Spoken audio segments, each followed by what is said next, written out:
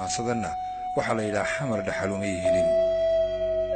wuxuu yiri xamar dhaxalumay helin dhii korkeeda lagu qabo xamar dhaxalumay helin in dadkeeda lagu dhibo xamar dhaxalumay helin in dhexdeeda lagu dilo dhalaankiyo duqaytida xamar dhaxalumay helin dhaqdiyo colaadaha xamar dhaxalumay helin geeri joogta iyo dhagal xamar dhaxalumay helin hadba qarax dhacay iyo dhiiladiyo waxyeelada xamar dhaxalumay helin dhurwaag iyo dad qalatada misna xiran dhar caadiya xamar dhaxalumay helin dheeligeeda nacab jecel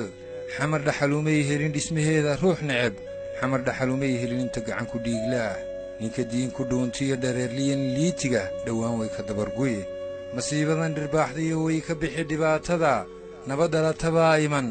dhogor baa u soo bixi dhool iyo gubaa curan dhulgariirkan faalle waxa dhacay bal suuree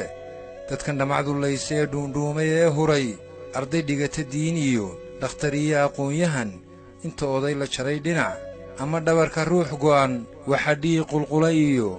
ubadka isku dhegayee dhidig iyo labkuu yahay ehelkoodu dhaadayn ku dhowee garaadkoo dhugoo isweydii maydkani muxuu dhimay weli dhagar intaa lee kama dhicin adduunyada xere dhiigta aadmiga dhulka hooye laga dhigay taariikhdu may dhigin iska daa qof dhaayaha ilma dhibic ka soo tidhi ay dharkiisa qoysee ilaa dhaca qiyaamuhu dhagaxaanta ciiddiyo dhirtaa oohin wadilayd qaylada iyo dhawaaqana dadkaa dhagabeelila yaa damiirka dhaawacay iilka dhigay wanaaggii naxariista dhoofiyey iimaanka kala dhimay war miyaan la dhimanayn adduunyada la dhaafayn dhooba laysku awdayn feedhuhu isdhaafayn qayd cad laysu dhuubayn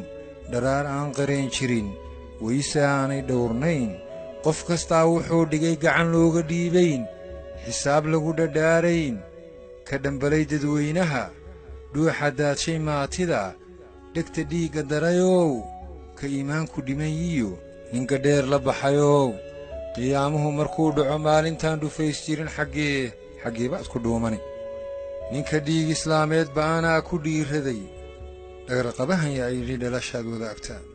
dadku maanay dhaadayn dadku maanay dhuganayn dadku maanay dhiiliya dab dhexdooda laga shido ka ilbaxayn dhibaatada haddaan ruux ku dhici karin inuu gacan ku soo dhigo oo dhambaal ka soo diro halkay dhaabadaystaan irbaduub awooddood kumay dhiirradeen qarax kuwa dabinka dhigaya ee dhameeyey maxastii haddaan